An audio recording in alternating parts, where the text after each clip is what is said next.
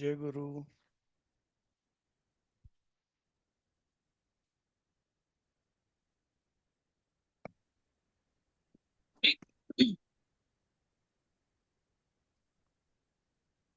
जय गुरु sir. जय गुरु. जय गुरु sir. नमस्कार सगळ्यांना. नमस्कार. नमस्कार. नमस्कार. कालचं सुभाषित हो हो झालंय. झालं ना. चांगलं तोंडपाठ झालं. हा, नाही व्हायला तोंडपाठ नाही पाहिजे ना. झालं. हा, होय झालं. म्हणजे पटापट पटापट अर्थ पण सांगता आला पाहिजे.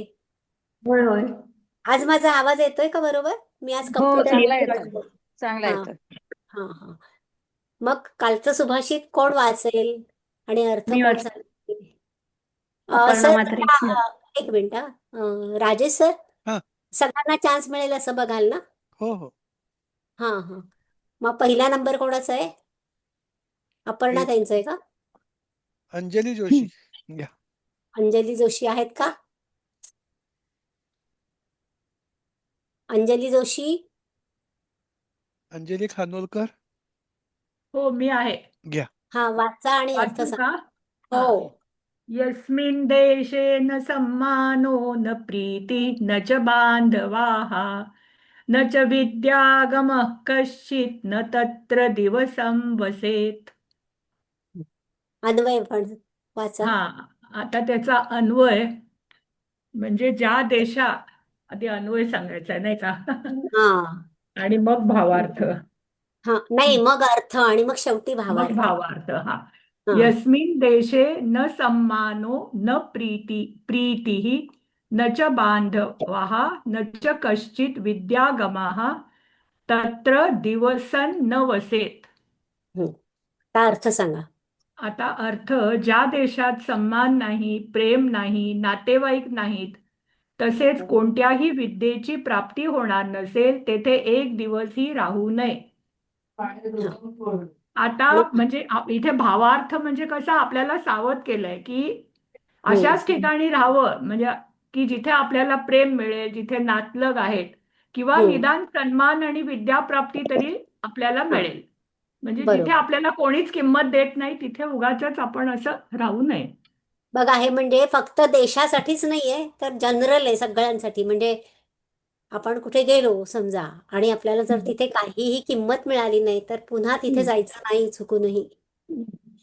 हे म्हणजे असं, म्हणजे ह्या सुभाषितातनं आपल्याला सावध केलंय की तुम्ही कुठे जा आणि कुठे जाऊ नका.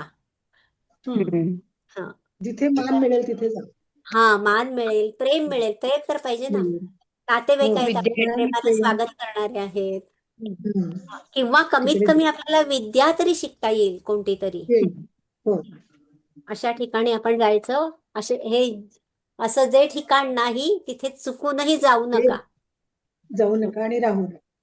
हा, जाऊ नका, राहू नका. बरोबर. आता दुसरं सुभाषित घेऊया का? कसं वाटलं पहिलं सुभाषित? छान, एकदम सोपं वाटतं. छान आहे ना. हा, सोपच असतात आणि त्याच्यातनं असंच आपल्याला शिकवलेलं असतं. आणि तुम्ही चांगल्या प्रकारे त्याचं हे केलं, त्यामुळे जास्त चांगलं समजलं. हो, त्यामुळे चांगलं समजलं. म्हणजे सुभाषितातली जी शिकवण असते ना, ती आयुष्यभर आपल्या उपयोगी पडणारी असते. हो, हा. अगदी बरोबर. आता पुढचं अन्वय पण सुभाषित. दाखवू का? नाही, थांबा, आधी वाचू दे. कोणी वाचेल का? म्हणजे भारती नाही. भारतीताई वाचा बरं. दिसत नाही स्क्रीनवर? दिसत नाही? दिसत. आणि खाली करून बघा. कुठे आहेत भारतीताई? वाचताय ना भारतीताई? नाही येत. नाही येत का? कविता ताई घ्या. आज भाग्यश्रीताई नाही आहेत का? मी वाचू का? हो, वाचा. हो सर, नाही वाचते, मी कविता वाचते. हा, वाचा. अश्वं नैव गजं नैव व्याघ्रं नैव च नैव च अजापुत्रं बलिं दद्यात् देवो दुर्बलघातकः. अर्थ लावता येईल का तुम्हाला साधारण? म्हणजे अन्वय तर हा. बघायचंच आहे आपल्याला, पण हो आधी हो काही आता वाचल्यानंतर काय समजतं बाबा ह्या सुभाषितातनं? होतंय वाचते हा. म्हणजे हा, घोडा नाही, या तुम्ही प्रयत्न करा. हा, घोडा नाही. घोडा नाही, हा हत्ती नाही, हा वाघ नाही, हा वाघ नाही, नाही. हा अजापुत्र म्हणजे हा बकरी अज- किंवा हा बकरी, बकर बरोबर. बकरी. बकरी म्हणजे बकरा म्हणजे नाही, बकरीचा मुलगा म्हणजे बकरा, बरोबर. नाही, बकरा नाही हा नाही म्हणते. नाही अजय म्हणजे म्हणजे हे गोड बघा. ना. हा, अजापुत्र बली. अजापुत्र म्हणजे अजा बकरा. अजापुत्र बकरा हा त्याचा देतात. बळी बळी देतात. हा देव दुर्बल घातक म्हणजे देवांना हे जे दुर्बल आहेत तेच घातक आहेत ना. हा, म्हणजे अं, देव सुद्धा दुर्बलांचा रक्षक नाही, दुर्बलांचा घातकच आहे. आता बघा अन्वय हो आलाय. अन्वय वाचा कविता ताई. होते. अन्वय अश्वम बलिम नैव दद्यात् हा गजम बलिम नैव दद्यात् हा व्याघ्रं नैव च दद्यात् हा अजापुत्रं बलिं दद्यात् हम्म यतः हा देवः दुर्बल घातकः भवति. हा. आता बघा हे दद्यात जे हे आहे ना, हम्म. क्रियापद, हे प्रत्येक ठिकाणी वापरलेलं आहे. दद्यात म्हणजे देत नाहीत. आता हे तुम्हाला मी आत्ताच शिकवणार नाहीये. ददातीचं रूप आहे, पण कुठलं रूप आहे काय आहे ते तुम्हाला परिचयाच्या वेळी माहिती होईल ते सगळं. फक्त आता अर्थ हम्म. एवढाच लक्षात ठेवायचा की घोड्याचा बळी देत नाहीत, हत्तीचा बळी देत नाहीत, वाघाचाही देत नाहीत, आणि इतर कुणाचाही म्हणजे जे बलवान आहेत त्यांचाही देत नाहीत. मग कोणाचा देतात? तर बकऱ्याचा. बकरीचा बळी देतात. बकऱ्याचा बळी देतात. कारण का बकऱ्याचा बळी का? कारण तो बिचारा दुर्बल आहे. बोलाय. तो विरोध करत नाही, दुर्बल आहे. म्हणून देव हम्म. सुद्धा दुर्बलाचा घातक आहे असं म्हटलंय. होत आहे. अर्थ वाचू का? अर्थ वाचू. वाचा वाचा, अर्थ वाचा. अर्थ घोड्याला बळी देत नाहीत, हत्तीला बळी देत नाहीत, सिंहाला तर नाहीच नाही, केवळ बकराच बळी दिला जातो. यावरून देवही दुर्बलांचाच घातक आहे असे म्हणता येते. हा. आता देवाला बिचारायला दोष दिलाय, पण असं काही नाहीये. ते खरं म्हणजे आहे की जो दुर्बळ असेल, बघा ना, कुठेही हो बघा तुम्ही तुमच्या ऑफिसमध्ये कुठे काम करत असाल, तर जो हो बिचारा हो. खालीमान घालून काम करतोय ना, त्याच्याच डोक्यावर काम दिलं जातं आणखीन आणखीन आणखीन. आणि बरोबर जो आहे. नाही म्हणून सांगतो ना, त्याच्या मागे कोणी लागत नाही. असं एक नाही. मॅडम तत्व आहे मॅडम असं. बोला. मॅडम एक विचारायचं होतं. हा, न ऐक म्हणजे नैवेद्याचा हे केलंय का? न एव, नैवेद्य नाही. न न एवच न इथं एवच, नाहीच नाही. न नाहीच एव, नाही का? नाहीच नाही तेच मला असं. म्हणायचं. नैव पण ही अश्वम संधी आहे. नैव ही हा संधी आहे. न एव न आणि असं त्याचं संधी विग्रह आहे. हम्म. आणि नंतर तुम्हाला भावार्थ आणखी वाचू का ताई? दिसेल. भावार्थ वाचू का? पहिले वापरलाय का हो, भावार्थ नैवेद्य? वाचा ना. हो, वाचा हो. भावार्थ. भावार्थ हं, बलवानांच्या वाटेला ईश्वरही जात नाही. प्रत्येक ठिकाणी दुर्बलांचेच मरण ओढवते. हं. म्हणजे आता सुभाषितकाराला काय सांगायचं याच्यातनं? की तुम्ही दुर्बळ प्रत्येकाने बनू बलवान नका. व्हायला पाहिजे. हा, दुर्बल दुर्बळ बनू बलवान नका व्हायला हे पाहिजे. सांगायचं. हा, बलवान म्हणजे अगदी सशक्त ताकद वगैरे नाही, पण हा. निदान काहीतरी आपली तत्व असली पाहिजे. त्या तत्वांना आपण धरून वागलं पाहिजे. आणि त्याप्रमाणे म्हणजे उगीच कोणीतरी तुम्हाला बळीचा बकरा बनवतंय असा बकरा होऊ नका तुम्ही. बळीचा बकरा, आपल्याकडे म्हण आहे की नाही, बळीचा बकरा बनवला जातोय त्याला. बळीचा बकरा होऊ नका. हो. हा, मग हेच आहे बळीचा बकरा. या सुभाषितात तेच सांगितलंय ना, बळीचा बकरा बनवलाय. नाही का? हो. हा, बळी देण्यासाठी बकऱ्यालाच बिचारायला बळी दिलं जातं, घोड्याला नाही. बरोबर. वाघाला द्या का बळी? वाघाला पकडाल तरी का? हत्तीला नाही. मग फक्त बळी द्यायला कोण आहे? तर बकरा असतो. दुर्बलाचा बकर. हा, दुर्बळ लोकांचा नेहमी घात होतो. म्हणजे देवही बकऱ्याचा घातक आहे असं म्हणायचं नाहीये खरं त्यांना, पण ते सुभाषितकारांनी असं दाखवलंय की एवढं दुर्बल होऊ नका तुम्ही. म्हणजे तिथेही बळीचा बकरा व्हाल. देव तुमच्या ह्याला येणार नाही, सहायला. म्हणजे मदतीला येणार नाही. दुर्बल बरोबर, बरोबर. मदतीला येणार नाही तिथे. बर, आणखीन कोणीतरी वाचेल का हे? म्हणजे नीट लक्षात राहील. आता नंबर पुढचा कोणाचा आहे?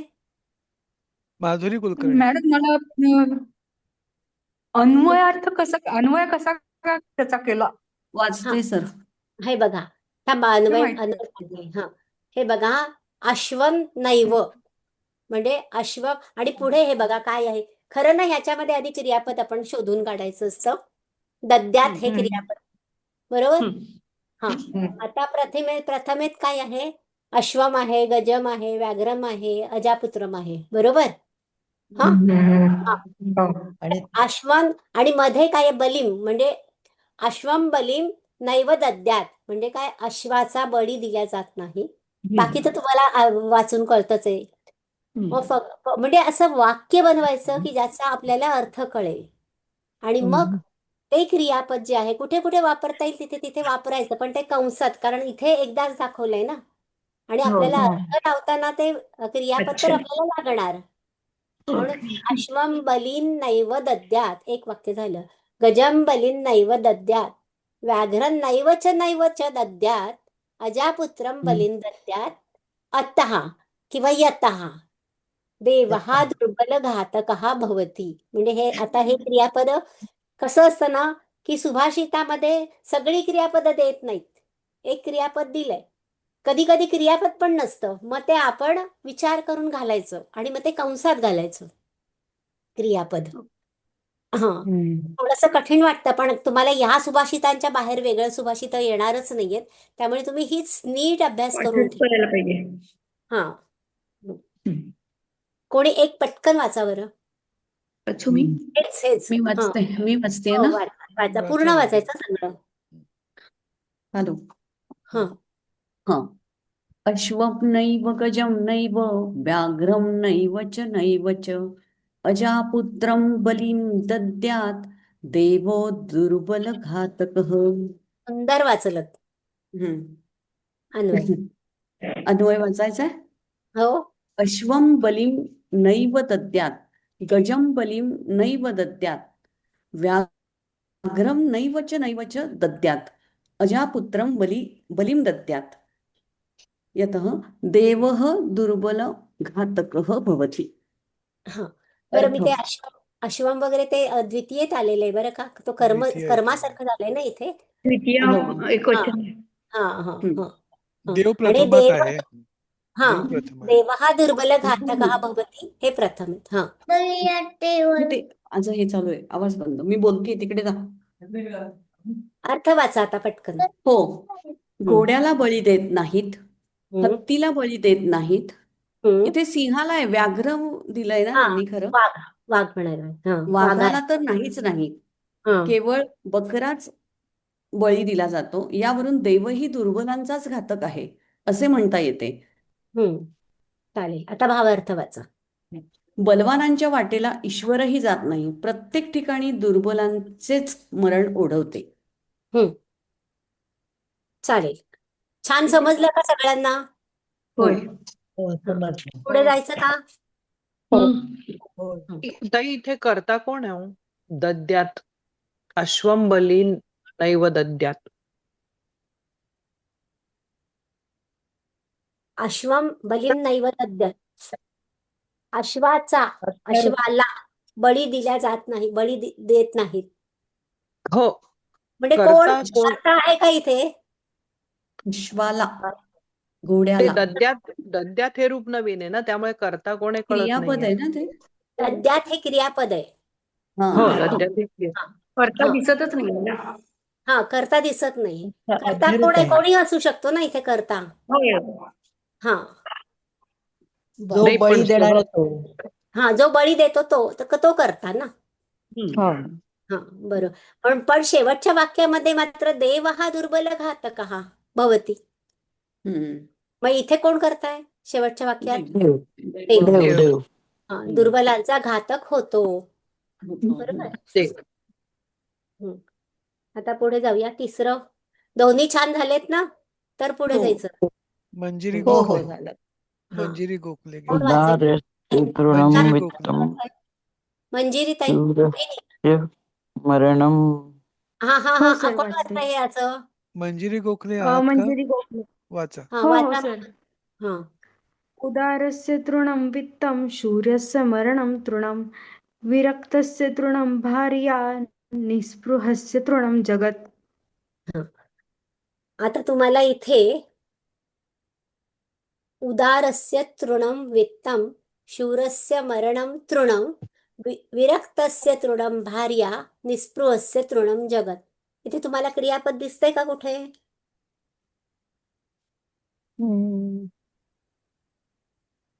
नाही आहे का काही क्रियापद?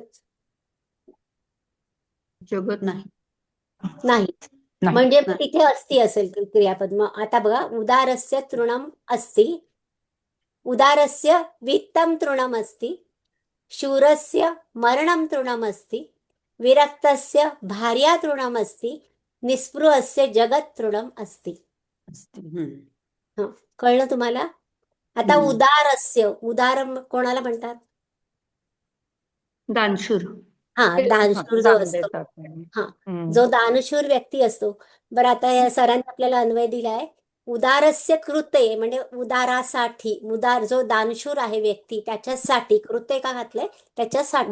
साठी हा. साठी वित्तम तृणम. वित्तम म्हणजे काय? पैसे पैसा पैसा, धन, संपत्ती.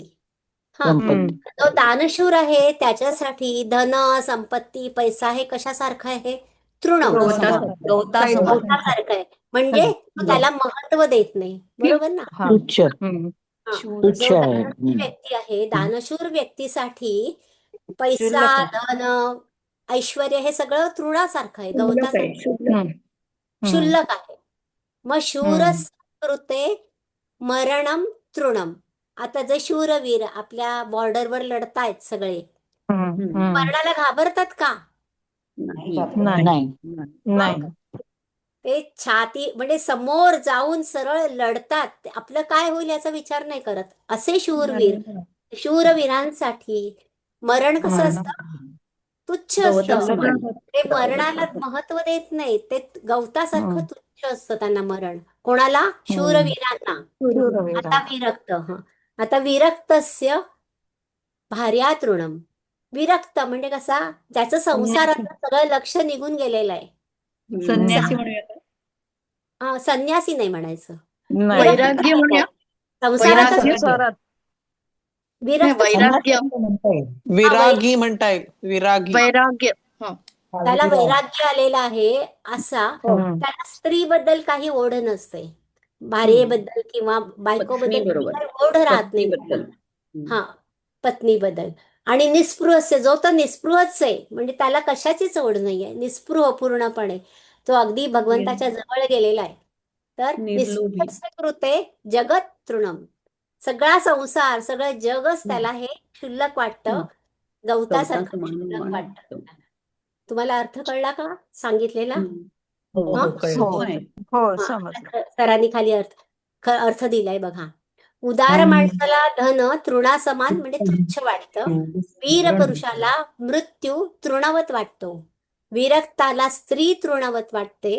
निर्लोभी माणसाला सगळं जगच तृणवत असतं. त्याचा भावार्थ काय? निस्पृह म्हणजे निर्लोभी का? हो, निस्पृह म्हणजे निर्लोभी. बरोबर. ओके. भावार्थ काय सांगाल सांगा?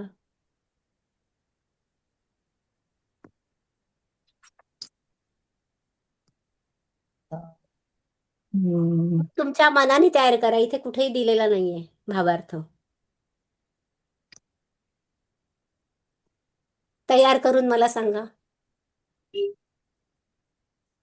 बघा इथे काय सांगितलेत? यांचे गुण सांगितलेत ना. दानशूर हा. लोकांचं, शूर उदार, लोकांचं, शूर, हा, विरक्त विरक्त, आणि निस्पृह लोकांचे निस्पृह. गुण सांगितले आहेत. गुण काय सांगितले? की ते पैशाला महत्व देत नाहीत, जे दानशूर हो. लोक असतात.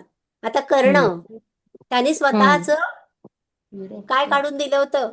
कवच कवच सुद्धा काढून दिलं. कवच. हा, म्हणजे त्यांनी ती पण कर्णाने तोही विचार केला नाही की आपलं काय होईल.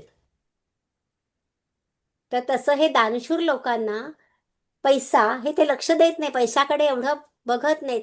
आता आत्ताचं रिसेंट उदाहरण म्हणजे टाटा, किती पैसा हम्म. त्यांच्याकडे होता, रतन टाटा किती आहे, किती पैसा, पण किती मदत केली त्यांनी जगामध्ये, सगळ्यांना मदत केली. आपल्या हम्म. भारत देशाला तर प्रत्येक वेळी त्यांनी कोट्यवधीची मदत पाठवलेली आहे. म्हणजे जे फंड असतात ना, PM फंड वगैरे जे असतात, तर त्याला सुद्धा त्यांनी कोट्यवधींची मदत पाठवलेली आहे. तर म्हणजे तरी बघा ना, बरोबर, हा. तसंच वीर पुरुषाला मृत्यू तर घाबरत नाही. वीर पुरुष कधी मृत्यूला घाबरत नाही. विरक्त लोकांना कसलीही ओढ नसते आणि निर्लोभी लोकांना सगळा संसारच क्षुल्लक असतो, तृणवत असतो. निर्लोभी लोक, त्याला काही कसलाही लोभ नाहीये. म्हणजे तुम्हाला भावार्थ आता लिहिता येईल तुमच्या मनाने? हो ताई. हो म्हणा. हो कविता हो ताई सांगा काहीतरी भावार्थ.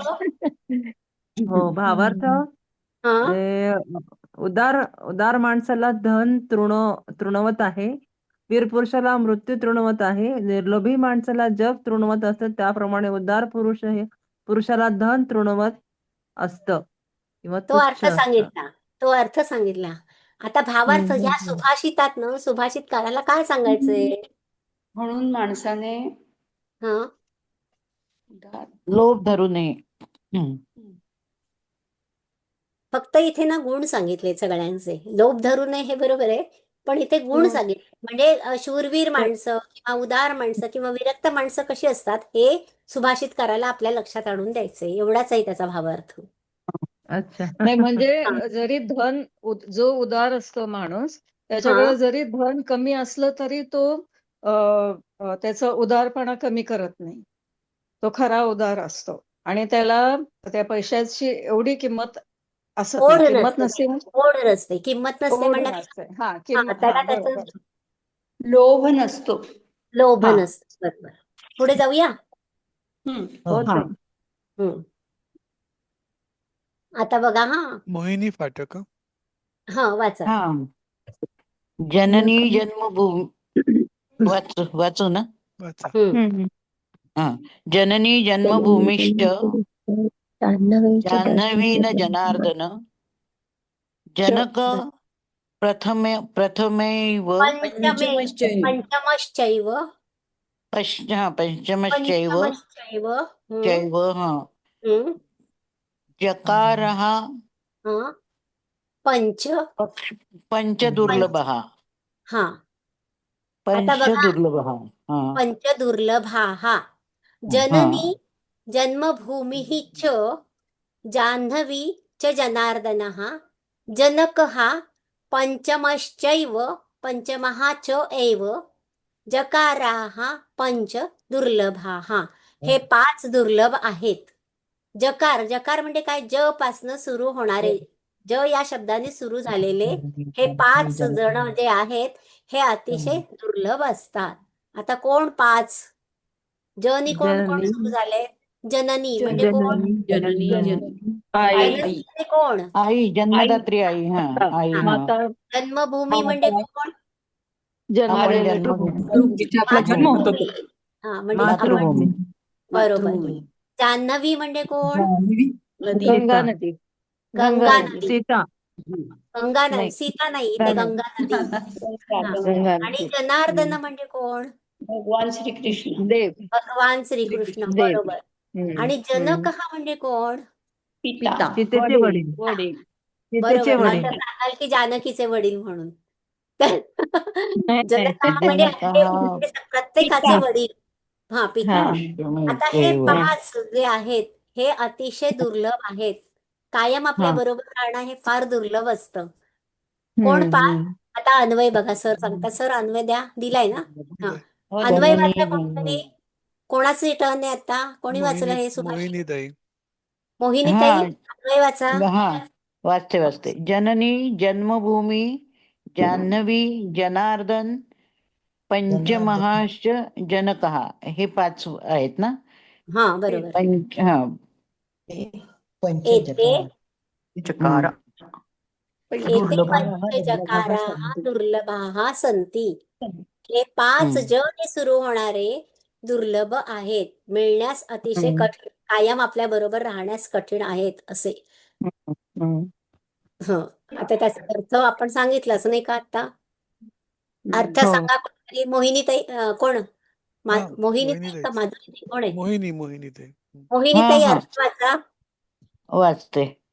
म्हणजे भावार्थ ना? भावार्थ नाही ना? नाही नाही, अर्थ वाचा आधी, अं, मग भावार्थ.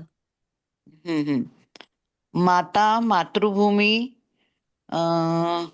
मला जरा चष्म्याचा नंबरमुळे प्रॉब्लेम होतोय गंगा नदी, वाचायला. हा, गंगा, भगवान श्रीकृष्ण व आणि पिता. पिता म्हणजे वडील. हं, हा, या 5 गोष्टी हं. अं, आयुष्यभर लाभार्थी आहेत. लाभणे लाभणे लाभणे. जगात कठीण आहे. हा, म्हणजे कायमचे आपल्याला लाभणं हे कठीण आहे जगामध्ये. फार आता कठीण आहे. हा. भावार्थ थोडस तुमच्या स्क्रीनवर मोठं करा आणि वाचा.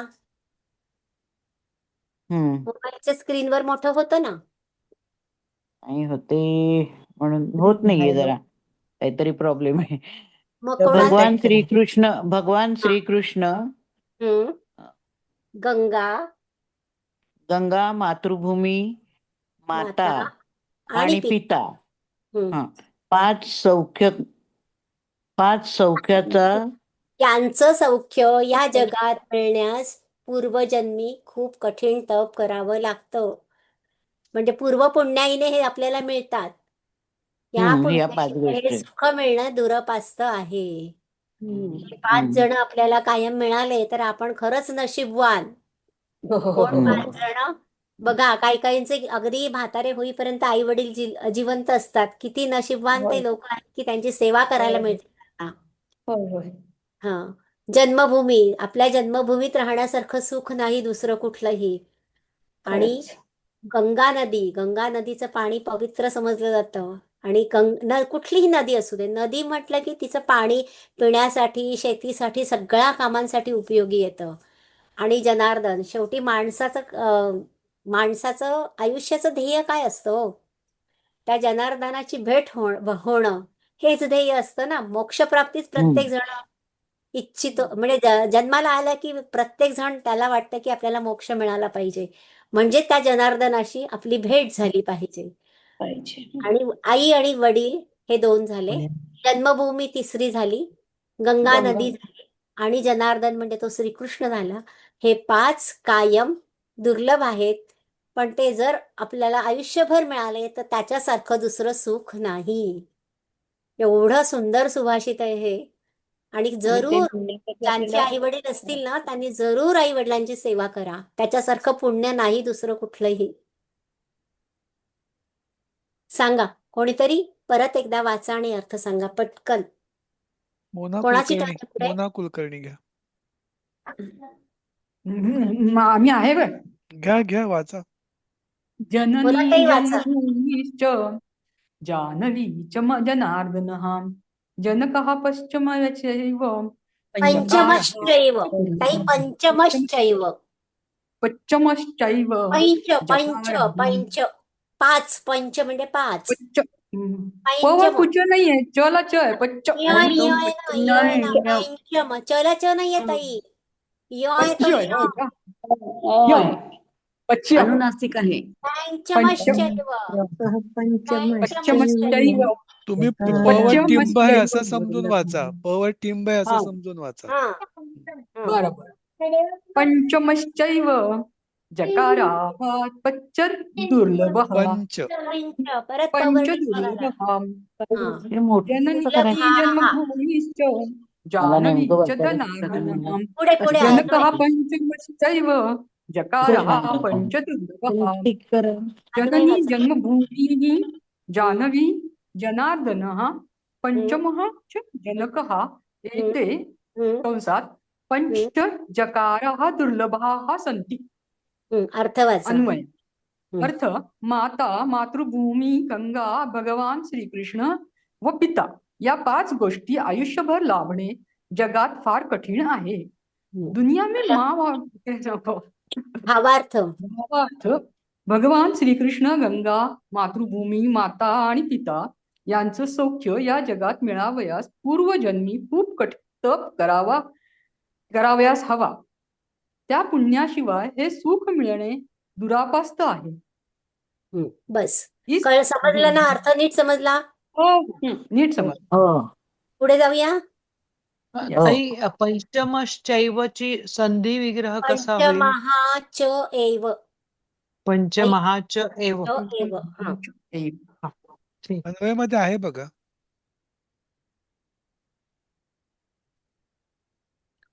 पुढे पंचमहच असं आहे फक्त. हा तिथे एव राहिला टाईप पंचमहाच करायचं. एव पुढे चला जाऊ. पुढे प्रभातही घ्या. शैले शैलेन माणिक्यं मौक्तिकं न गजे गजे साधवो नहि सर्वत्र चंदनं न वने वने. छान वाचलं प्रभाताई. Thank you madam. याचा अर्थ काही सांगता येईल का तुम्हाला? बघा बरं, ट्राय करा. सांगू का? नाही, मी सांगू? ज्यांनी हा वाचलं त्यांनी ट्राय करा. सर्वत्र ओके. वने वने. शैल म्हणजे काय? पर्वत. पर्वत. माणिक्य म्हणजे माणिक, तुम्हाला माहिती आहे. म्हणजे रत्न. मौल्यवान ते माणिक म्हणजे एक रत्न. रत्न. गज म्हणजे हत्ती. हत्ती. आणि मौक्तिक म्हणजे ते गंडस्थळावर मणी असतो बघा. हत्तीच्या गंडस्थळावर एक मोती असतो, त्याला मौक्तिक म्हणतात. आता चंदन म्हणजे चंदनाचं झाड माहितीये. वन म्हणजे अरण्य, जंगल. आणि साधव हा म्हणजे सज्जन पुरुष. न ही सर्वत्र, न ही सर्वत्र, सगळीकडे नसतात. आता नसतात. सांगा अर्थ. आता सांगा. आता अन्वय वाचा प्रभाताई. माणिक्यं शैले शैले न भवति मौक्तिकं गजे गजे न भवति चंदनं वने वने न भवति तथा एव सर्वत्र साधवः न भवन्ति. आता अर्थ तुम्हाला या अन्वयावरून अर्थ लावा पूर्ण. प्रभाताई. हो तेच प्रयत्न करते. प्रत्येक म्हणजे सांगितलं ना तुम्हाला. आता ही शैले म्हणजे कुठली विभक्ती झाली? शैली म्हणजे सप्तमी तृतीया झाली. नाही, सप्तमी झाली. शैल म्हणजे पर्वत सांगितलं तुम्हाला मी.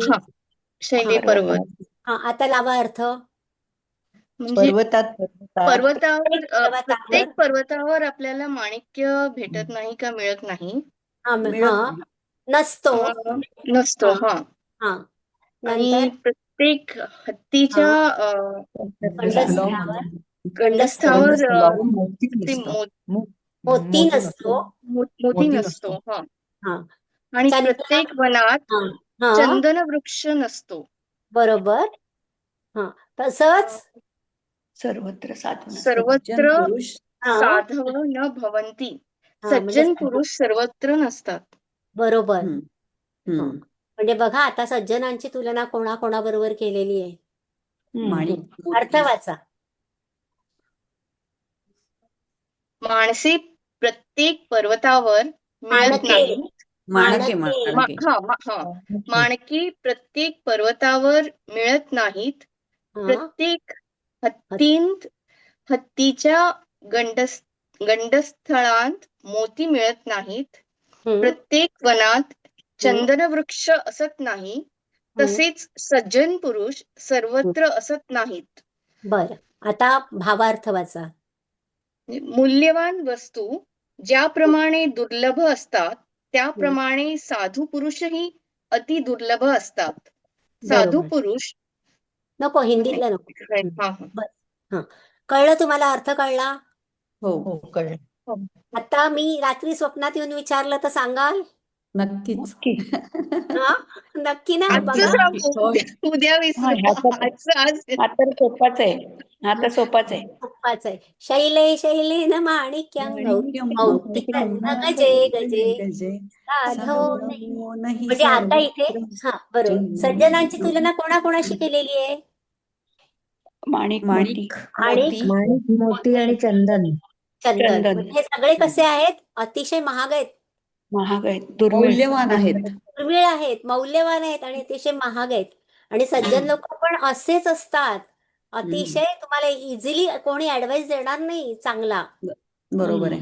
लोक वाईट मार्गाला लावण्याच्या मागे असतात, पण सज्जन खरं आहे. लोक असतात तुम्हाला चांगल्या वळणावर आपल्याला सगळ्यांनाच म्हणजे आणायचा ते प्रयत्न करत असतात. तर म्हणून हे सज्जन लोक अतिशय दुर्मिळ असतात, सहजासहजी मिळत नाहीत. आता राजेश सर काहीतरी अनाउन्समेंट करणार आहात ना तुम्ही? हो हो सगळ्यांच्या मास डिमांड नुसार आपण उद्यापासनं सुट्टी घेऊ. ओके. आणि आपला पुढचा क्लास सोमवारी 5 तारखेला सोमवारी करू. ठीक आहे ना? 5 जानेवारी 5 बापरे, जानेवारी भरपूर सुट्टी सोमवारी. दिली आहे. हो हो हा गृहपाठ करायला, गृहपाठ हो. करायला. ठीक आहे. पाठांतर करायला सुट्टी आहे. होय. पण आता हे 5ही सुभाषित आहेत ते तुमचे पाठ झालेले असतील तोपर्यंत, आणि अर्थ वगैरे अगदी नुसतं सुभाषित वाचल्या सांगू शकाल इथपर्यंत तुमचा आत्मविश्वास पण डेव्हलप झाला असेल अशी मी होय होय आशा करायला हरकत नाही ना? नक्कीच. हो, नक्कीच. बरं. सर किती वेळ आहे? होईल का एखादं? 3-4 मिनिटं आहेत. होईल? नाही एक होणार वेळ नाही होईल. होणार नाही होणार. मग त्याशिवाय नाही त्याशिवाय होणार. ते नाही सांगते की बा अन्वय कसा करायचा, म्हणजे क्रियापद आधी शोधायचं, मग कर्ता हा शोधायचा. ते एक थोडं जरा एक बरं पडेल म्हणजे ते माहिती असल्या तर.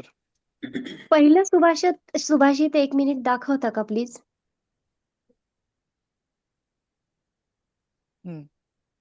यस्मिन् देशेन सम्मान. हे तर अगदी सरळ आहे. म्हणजे न सन्मानः न प्रीतिः न च बांधवाः न च विद्यागमः तत्र कश्चित् न दिवसं वसेत. तत्र एकही दिवस दिवसम कुठल्याही एक अशा ठिकाणी कधीही एक एकही दिवसही दिवस राहू थांबू नये. नये, राहू नये, हम्म. थांबू नये. हो. हे सोपं आहे, खूपच सोपं आहे हे करायला. तिसऱ्याचा भावार्थ दाखवतो का सर? तिसरं सुभाष.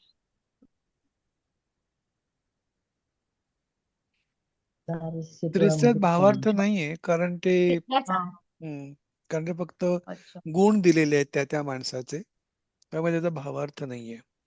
4 बली द्यायचे ते एक त्याचं हे महत्वाचं आहे, छान आहे. त्याच्या अलीकडचं अश्वनैव गजनैव. ते 4 जणांमध्ये कुठंच करता कोण क्रियापद सगळं अवघड आहे. नाही, अवघड देणारं काही पण नाहीये. नाहीये ना. नाहीये तुम्ही नाहीये अवघड. जेवढं संस्कृतची जवळीक साधाल ना तितकं संस्कृत सोपं आहे. अश्वनैव गजम नैव आता सर अग्रम नैव. उषाताई, आता ते हा क्रियापद कसं शोधायचं म्हणून ते म्हणत आहेत, ते कसं शोधणार खरं त्यातलं आता हे बघा, हे क्रियापद? दद्यात हे क्रियापद आहे इथे. आता सॉरी. आपण जे पहिलं बघितलं ना, पहिल्यामध्ये काय आहे? वसेत आहे ना. पहिल्यामध्ये हो तत्र हो हो न तत्र हो दिवसम वसेत. वसेत म्हणजे राहणे. बसेत. हा हा राहणे. हा जनरल बरोबर. आपण काय हो करायचं, आपल्याला हे क्रियापदं गेलेली आहेत ना, वसती, राहणे. हो. त्यातलं हा हे हा हा वसेत हे कुठलं क्रूप आहे हे आपल्याला माहित नाही, कारण अजून तुमचं ते झालेलं नाहीये. पण राहू नये हा जनरल अर्थ आपल्याला लावता येतो. हा तर क्रियापद. वसेत हा हे क्रियापद आहे. आता दुसऱ्या याच्यामध्ये क्रियापद काय? दद्यात. दुसरं जे आहे दद्यात. दा ददाती देणे. दा ददाती देणे हे क्रियापद गेलंय तुमचं. हा हो त्यातलं हे दत्तम दद्यात म्हणून हो केले. दत्तम हा म्हणून देण्याची क्रिया. दत्तम हा हो, म्हणजे ते दा देण्याची क्रिया. ददाती. बरोबर. हम्म. तर हे दद्यात हे दाचच हे आहे, रूप आहे, आणि मग हे क्रियापद आहे. आणि जनरल आपण जरा डोकं चालवायचं आपलं, की काय अजापुत्रम बलिम दद्यात. इथे तर आपल्याला अर्थ कळायला पाहिजे पटकन. अजापुत्रम बलिम दद्यात. अजापुत्र म्हणजे अर्थ पण माहिती पाहिजे आपल्याला. बकरा, त्याचा बळी देतात. एवढं कळलं की मग बाकीचं सोपं झालं सगळं. पुढचं उदारस्य तस्य. आता इथे क्रियापदच नाहीये. आता हे आपण मनात लावायचे. म्हणजे उदारस्य तृणम उदारस्य वित्तम तृणम अस्ति, शूरस्य मरणम तृणम अस्ति, विरक्तस्य भार्या तृणम अस्ति, निस्पृहस्य जगत तृणम अस्ति. हे अस्ति हे क्रियापद आपण लावायचे, कारण हे असं या सुभाषितामध्ये कुठेही क्रियापद नाहीये. नाही. हो तेव्हा आता क्रियापद थोडक्यात नसतं तेव्हा आयदर अस्ति असतं किंवा भवती असतं. अभावती असतं. हा बरोबर. ते